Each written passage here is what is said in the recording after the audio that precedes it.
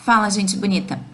Na verdade, a aula de hoje é uma correção de uma atividade que eu fiz para os meus alunos do sexto ano, mas a gente aproveita aqui para trabalhar um pouquinho e retomar os números romanos. Precisa relembrar o conteúdo ou ainda não entendeu muito bem? Dá uma olhadinha no vídeo sobre os números romanos e depois volta aqui para acompanhar essa correção, certo? Primeira coisa que a gente tem que lembrar, então, é como que eles escreviam os números, né? Qual a simbologia, como que eram os números naquele sistema. Então, a gente tem, eles usavam as letras, né? I, V, X, L, C, D e M, representando o quê? O I representava a nossa unidade, né? 1. O V representa 5 unidades. O X, a dezena. O L, 5 dezenas, 50. O C, que é mais fácil de lembrar que é o C do 100, né? O D, então, são 5 centenas, o 500.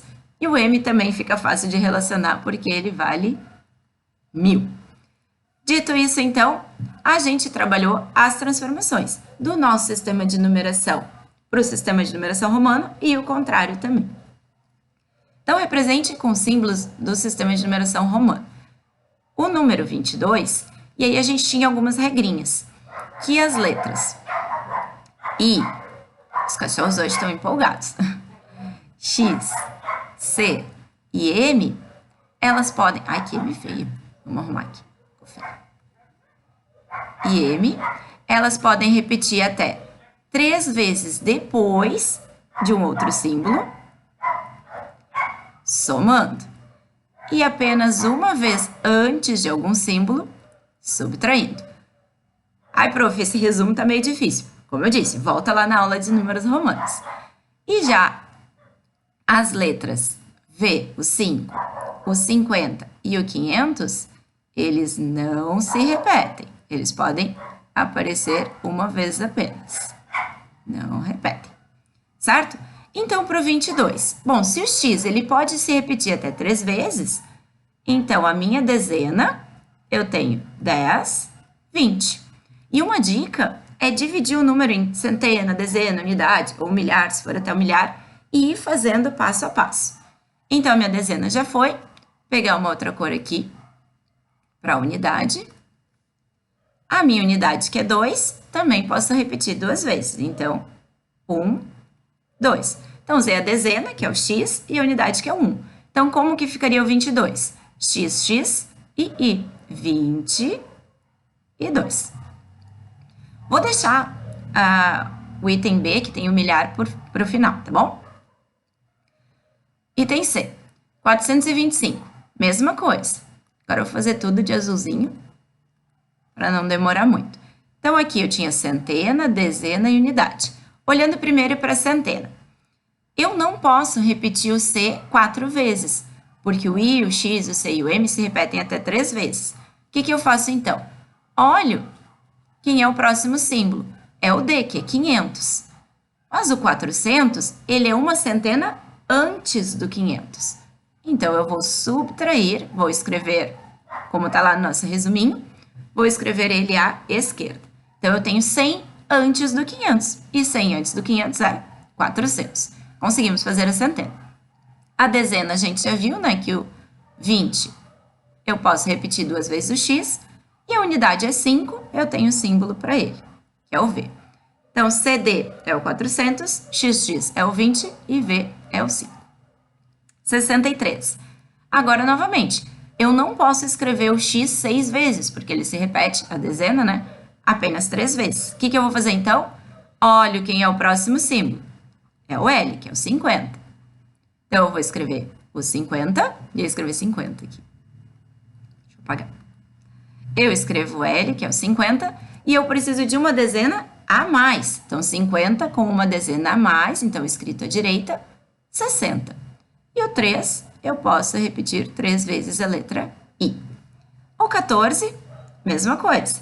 A dezena, ela é bem simples, né? Que é o X, que é o 10. E a unidade, que é o 4, eu não repito 4 vezes a letra I.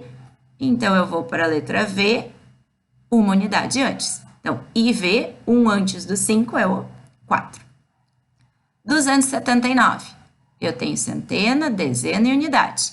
A centena eu posso repetir 2 vezes a letra C, tranquilo. O 70, de novo, não posso usar 7 vezes o X, então eu vou usar o L, que é o 50, 60, 70. Vou adicionando 10, escrevendo o símbolo à direita. E o 9... Ah, Sora, já entendi. Tu disse que a gente não pode usar unidade, que é o I. Então, eu vou pegar o V, I. Opa! Aí eu vou ter que escrever 4 vezes o I, não vai dar certo. Então, o que a gente faz? Pega o próximo símbolo, que é o X. E o 1 antes do 10 é o 9. Então, o 9, ele é 1 antes do 10, 1 antes da dezena. Então, sempre que acontecer a partir do V, do L ou do D, eu não conseguir, isso vai acontecer no 9, no 90, no 900, eu não consigo escrever 4 vezes, então eu pego o próximo e dou aquela recuada. E agora, Sora, mas e o 8.000? Como é que eu vou fazer? Então, aqui a gente tem milhar, centena, dezena e unidade. E os romanos, nossa, me embolei. Os romanos, eles tinham uma simbologia para representar o milhar a partir do 4.000. Porque até o 3.000, repito, M, 3.000, ok. A partir do 4.000, como que eles faziam? Eles faziam a representação da unidade, né? Porque aqui a gente tem uma unidade de milhar. Então, o 8, como é que seria? Não posso repetir 8 vezes o I. Então, eu vou pegar o V, 5, 6, 7, 8. E acrescentavam um traço em cima. Esse tracinho, então, indica que é um milhar. Então, a gente faria a leitura de 8.000. E aí, o 320, tranquilo, né? O 300, eu posso repetir 3 vezes a minha centena. O 20, eu posso repetir 2 vezes a dezena. E a unidade é o 0. Os romanos, eles ainda não tinham um símbolo que representasse o 0. Então, simplesmente, eu não escreveria nada para a unidade. Para terminar esse item 1, 3.582, então a mesma coisa. Agora, o 3.000 eu consigo, né? M. Posso repetir 3 vezes o milhar, não preciso usar o tracinho em cima. O 500, a gente já tem o símbolo, então é o D. O 80, de novo, não posso repetir o X 8 vezes. 50, 60, 70, 80. E 2. 1, 2. Certo? Então, esse primeiro exercício, ele só trabalhava essa conversão. No segundo exercício, a gente vai fazer o contrário. Agora, a gente tem os números no sistema de numeração romano e vai traduzir para o nosso sistema. Uma dica para ficar fácil é eu separar o que é centena, o que é milhar, o que é unidade.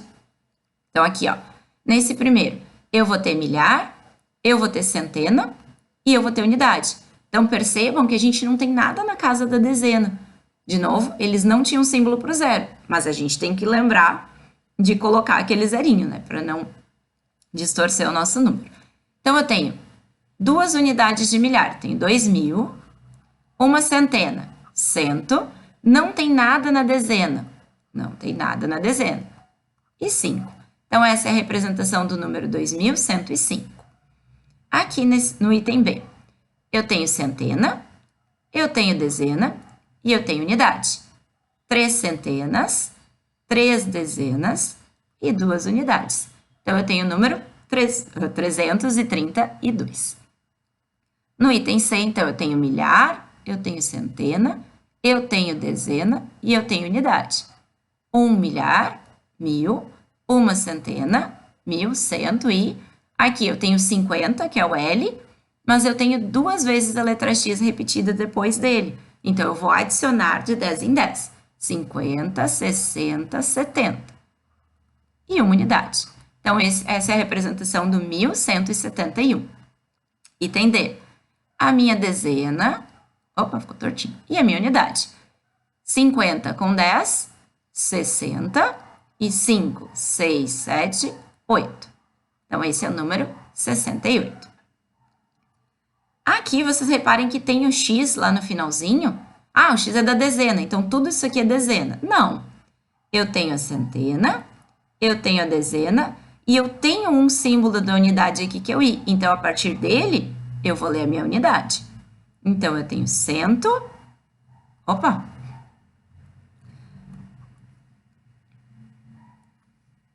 100 120. 1 antes do 10 é o 9, 129. Aqui novamente, a minha centena, a minha dezena, e aqui eu tenho o símbolo da unidade. Então, a partir daqui, eu sei que é minha unidade. Então, 500, 600, 700,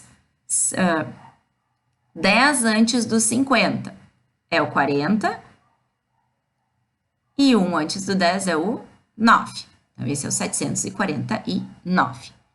Depois, outra coisa que a gente costuma ver quando a gente trabalha os números romanos, que é uma das aplicações, é a questão do século, porque o século a gente escreve em números romanos, assim como capítulos de livros, vocês já devem ter visto em números romanos e por aí vai. Então, uma dica bem rápida, quando vocês forem olhar o vídeo, e ficou para baixo a página aqui, mas não tem problema.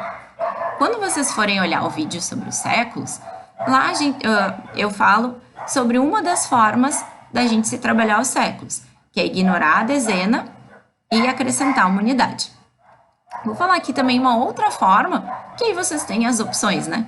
Pode escolher aquela que vocês gostarem mais. Algo que eu acho bem interessante é a gente pensar o ano que a gente está trabalhando. Quando é que começou o século dele e quando é que vai terminar? Então, se eu tenho 1976, esse século, que é o período de 100 anos, ele começou lá em 1901, né? Assim como o primeiro século começou no ano 1 e foi até o ano 100, o segundo século começou no ano 101 e foi até o ano 200, o terceiro século no 201 até o 300 e assim por diante. Então, esse século aqui, o do ano 1976, começou lá em 1901 e vai terminar no ano 2000, que é quando eu pego 1900 mais 100. Em que século eu estou, então? Tudo que eu tenho que fazer é olhar para o final do século, eliminando os zeros da centena. Seria dividir por 100, para ver quantos séculos já se passaram, né? Então, aqui nós estamos no século 20, que na numeração romana se representa por XX. De novo, o ano de 2022, ele começou lá no ano de 2001 e ele vai terminar no ano de 2100. Como eu disse, hoje a cachorrada não tá perdoando. Mas vamos lá, que a gente vai terminar essa aula. Então, se vai terminar no ano de 2100, eliminando os zeros da centena, para saber quantos séculos se passaram, eu estou no século 21. Ia escrever 1 aqui, quase escapou. De novo, 1573. Esse século em questão começou lá em 1501. A senhora sempre voltar para o 1? Sim, que foi quando começou o século. E aumentando uma centena, ele vai terminar lá no 1600. Eliminando zeros, eu estou no século 16. Ó, a dezena é o 10 e o 6 é 1 depois do 5. 328. O século começou lá em 301 e vai terminar no ano 400. Eliminando os zeros da centena e sempre os zeros da centena. Não vai, por exemplo, aqui me eliminar até o milhar, nesse exemplo aqui de cima, e dizer que é o século 2, né?